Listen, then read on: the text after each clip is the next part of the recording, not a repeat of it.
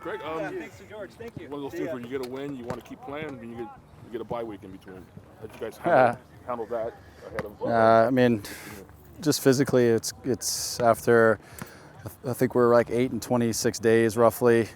Travel coast to coast. It's good for the guys just to be able to catch their breath and regroup a little bit. But as you said, it's nice to get back out and play again. It was nice to have a few training days just to reset a few things and prep for the match, and then we're back into playing a couple of games back to back again. So, but it was nice, just guys needing to recover from the mileage on the field and off the field. So it's important, right? You see it with every team right now. They're just going through a lot of long stretches of lots of games. Did you give them days off, or was it just? Yeah, they got a couple days off, and then kind of a re-entry day we call it, which isn't all that strenuous, and then we got our kind of 3 days preparation into the match. This time you're going in with Javier available.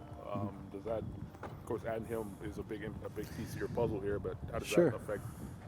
Yeah, and I mean, in this little window, we've been able to get a few guys back. Douglas is back out in training. Chris Mavinga's back out in training. Javi's back out because of the serving the suspension, and obviously it's a cup match. So the little window has been able to get us a few guys back into at least the mix as options, which is nice as you start to see again just some bodies and some guys coming back. Cuevas too. Cuevas back into the equation, yeah, from coming back from U20s with the ankle issue, back into full training, and is able to kind of join the mix as well. What's the approach like? You went there for an MLS Cup game, you're going back for a US Open or MLS game, and then you're going back for US Open Cup.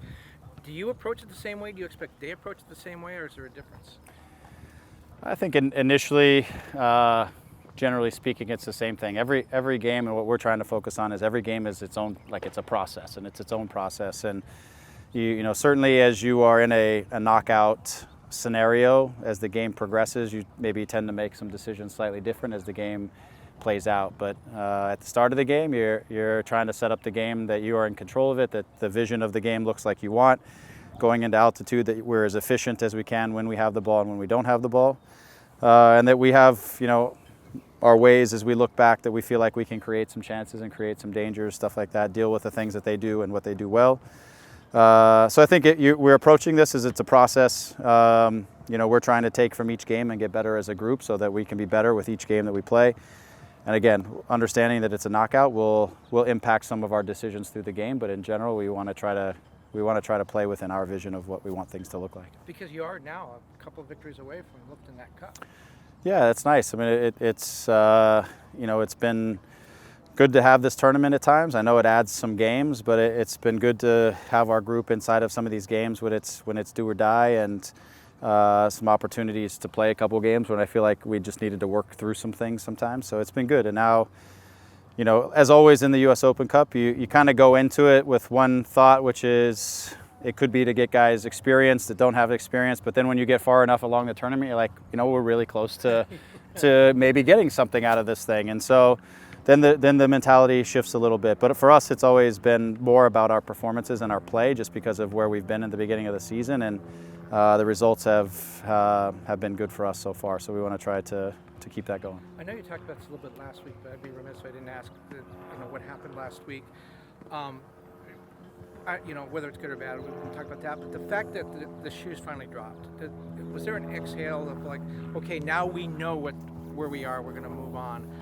Things aren't unsettled anymore, or was that not something that you guys weren't even concerned with? No, what I think is, as much as anything, it's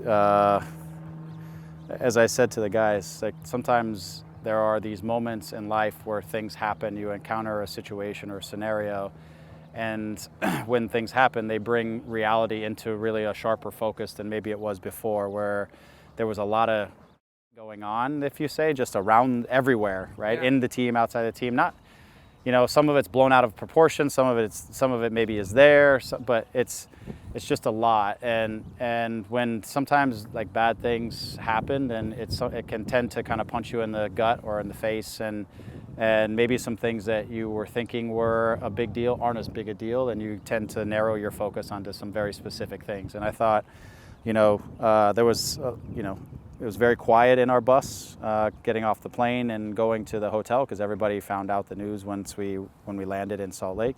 It was very quiet, and the group was, I think, internalizing what had happened, and each guy in his own individual way, and all of us as a staff in our way. And so I think, again, maybe some of the things that you think you want to about, whether the fat grass is too long or too short or too green or too yellow or too hard or too soft, or these things, maybe, these situations, they remind you that it doesn't really matter. You just play, right? And you got to do your job and do all that stuff. So I think sometimes encounter things in life that are negative, but they put some things in perspective, and maybe that's a little bit of what's happened for us. We got a great win. We were up a goal, we were down a goal. We stuck with our principles through the game, and we got some great goals to win, and in a place that's difficult to play. And so I know guys suffered a little bit because for some of our guys it was the first time they played in altitude, mm-hmm. And not knowing what your body is actually encountering when you go through altitude for the first time in a game can get in your head. And the guys who hadn't, they suffered through it, and they fought, and it was an important win for the group. Do you think the resolution of that maelstrom, as you said, all the noise and stuff, did that have an impact? Did it feel like a weight was lifted, and guys, you got a result, you got a win? Did you think there was any factor of that?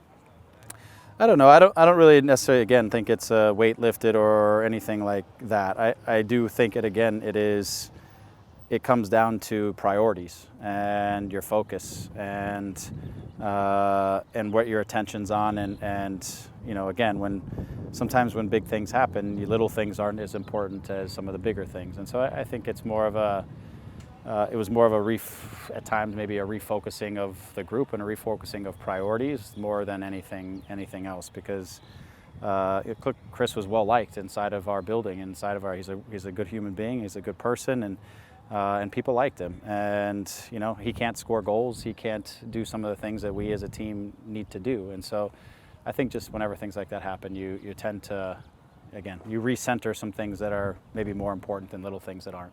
Thanks.